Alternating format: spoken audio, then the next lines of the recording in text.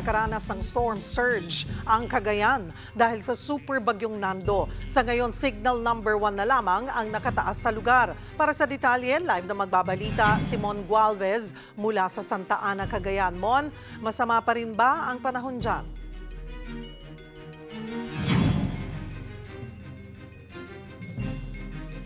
Cheryl, nakararanas ngayon ng pabugso-bugsong hampas pa rin ng hangin pero unti-unti nang sumisilip si Haring Araw dito sa malaking bahagi ng Cagayan.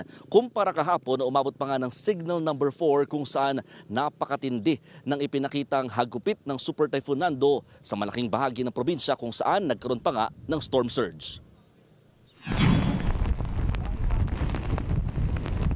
Naglalakihan at marataas na alon ang sunod-sunod na humampas sa baybayin ng Apari, Cagayan kahapon dulot ng Super Typhoon Nando.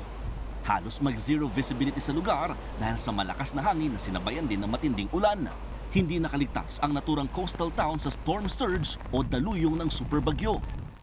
Kuha sa video ng isang residente na napuno na ng tubig ang pier ng Apari.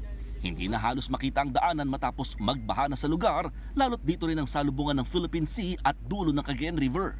Kaya ang mga naninirahan malapit dito, kakaba-kaba dahil pumapasok na ang tubig sa kanilang bahay. Dahil sa pinagsamang lakas ng hangin at ulan, parang blade na humihiwa kada patak ng tubig na tatama sa balat o sa katawan. Ganito ang sitwasyon dito sa may baybayin kung saan halos kapantay na ng Cagayan River itong bahagi ng kalsada. Kaya naman, agad iniutos ng Apari LGU ang forced evacuation sa mga residenteng naninirahan malapit sa dagat at ilog. Hindi ho kami makakapag-rescue pagka malakas na ma-overflow yung bahay nila, ma-wash out ng tubig, kasama sila. It will create more damage. May mga casualty tayo pag ganun. Kahit malakas ang ulan, pinilit ng rescuers na bitbitin at akayin ng mga inililikas.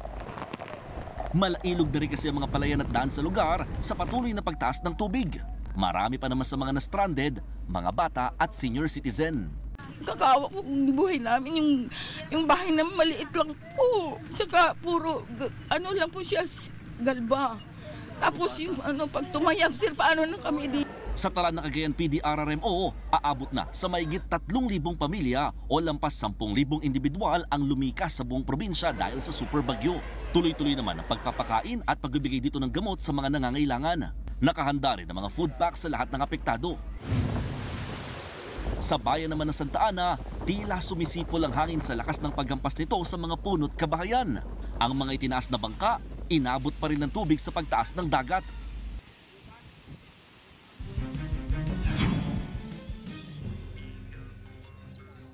Cheryl, sa ngayon, may mga bayan pa rin na dito sa Cagayan na wala pa ring supply ng kuryente dahil nga napinsala ng Super Typhoon Nando. Samantala, kapapasok lamang na impormasyon, tayo nagpunta dito sa bayan ng Santa Ana kung saan isa ang patay, 6 pa ang nawawala matapos tumaob ang isang fishing vessel dito sa lugar nung kasagsagan ng paghagupit ng Super Typhoon Nando kahapon. Patuloy pa ang ginagawang investigasyon kabilang ng pagkuha ng mga detalye sa mga nakasurvive na 6 na tripulante.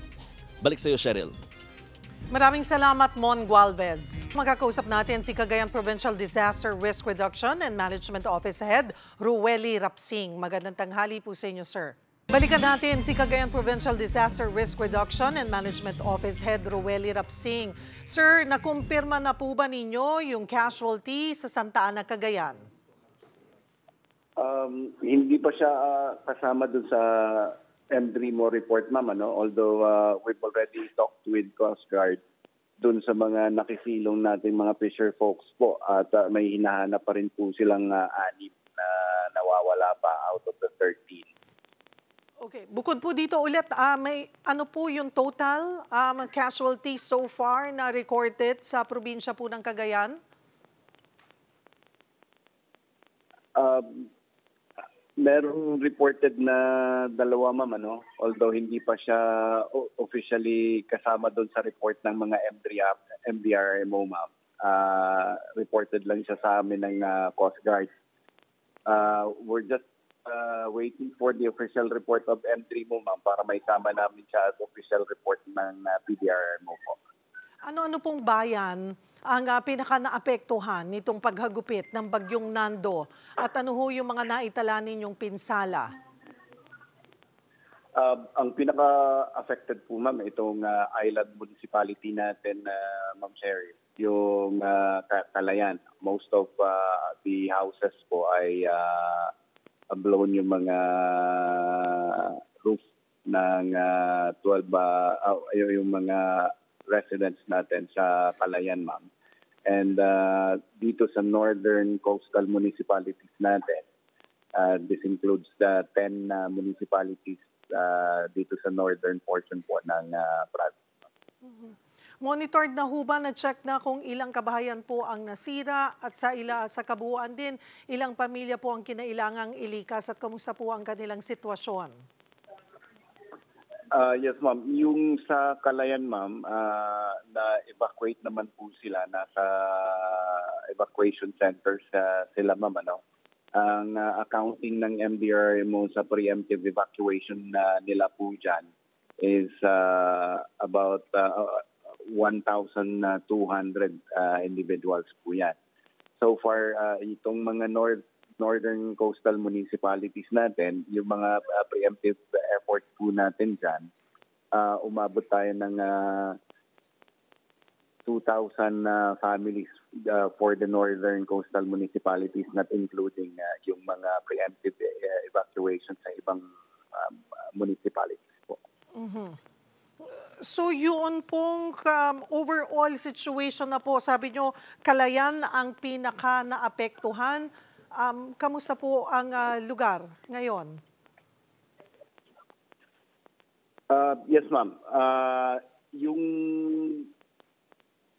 efforts po ng regional offices natin ay papunta po doon ang Office of Civil Defense kasama yung ating provincial governor po, kasama din ang ibang mga agencies to assess po kung gaano ka-extend ang extent ng damage nila and ano ang need po ng municipality. Sila ho ba ay, nabibigyan naman na ho ng tulong? As merong stockpile po ang ating local government unit dun sa Calayan. At the same time, nag-augment po tayo ng ilang family food doon. Dumating Fernando po. Sir Rueli, kabilang dun sa binabantayan kahapon yung water level sa Cagayan River at Bunton na bridge. Ano ho ang update dito? Yes, ma'am. Medyo nag-swell nga Bunton water ang Cagayan River po natin since na marami din pong rainwater na pinagsak si Super Typhoon Nando. Umabot na po tayo ng 6 meters, ma'am. And may almost flooded na yung ating mag-overflow na doon sa Kapatan na overflow bridge po. Okay, yung pong level ng tubig sa kasalukuyan ay nasa 6 meters na? Yes, ma'am. Okay. E di ho ba pag lumagpas na ng 6 meters yan, mag-overflow na? So, nakikita pa ba upon your monitoring, tumataas pa ho ba ang tubig? Yes, ma'am. It's still swelling kasi may mga bababa pang tubig from the upstream Cagayan River, ma'am. Pag ganyan ho, nag-overflow na, gaano karaming bayan or lugar ang maaapektuhan? At this level, ma'am, sa 6 meters, yung Kapatan Overflow Bridge pa lang po. If it goes beyond 6 meters, nag-7 meters po siya, 4 municipalities po. This will include yung rice paddies sa may eastern barangay ng Enrile. The same sa Solana, Tuguegarao, and Bulong. Tanaan na Bukulan and yung steel bridge na katatayo lang po. So pag ganyan po ang sitwasyon at nakikita nyo ngang posibleng tumaas pa dahil sabi nyo nga ho, pababa pa lamang yung tubig. Talagang aakyat pa ito at posibleng umangat sa 7 meters. Ano ho yung preparasyon nung sinasabi nyong 4 na bayan na maaapektuhan?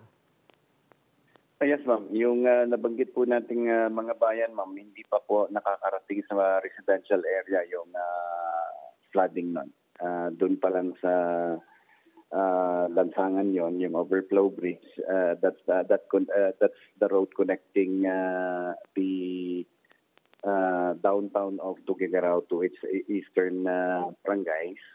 And then yung mga eastern barangays naman ng Enrile, mga rice paddies lang pa lang po ang na-flood doon. The same with Sultana. So, sa along yung Tanaan na Bukulan overflow bridge din lang po yun. So, hindi pa siya nakakarating sa mga area po at that level.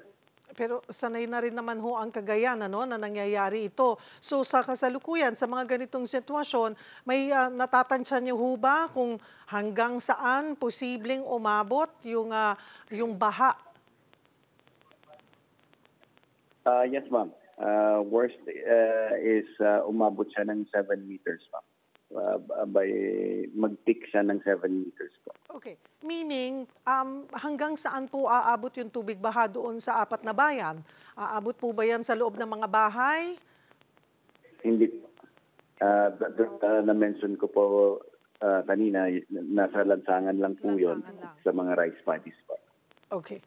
May ulat din po yung aming reporter na may mga lugar daw ho na nawalan ng supply ng kuryente. Mayroon pa rin ho bang mga lugar na wala pa rin kuryente, na ibalik na ho ba? Kung hindi pa man, kailan po inaasahan daw pong maibabalik? Yes po. Sa kasagsagan po ng super typhoon na Nando Michelle, lahat po ng bayan natin ay may power interruption. Ang natitirang mga bayan na lang po na walang power ngayon ay ang mga northern coastal municipalities, and Codelco is promising us within the day, they will try to restore the power supply nito mga north coastal municipalities. Marami pong salamat for the update, Cagayan PDRRMO Head Ruweli Rapsing. Susunod, National Bureau of Investigation nag-inspeksyon sa flood control projects sa Cebu. At mga kaso laban kay dating Pangulong Rodrigo Duterte sa International Criminal Court, idinitalye ng prosekusyon. Yan at iba pa sa pagbabalik ng One Balita, Pilipinas.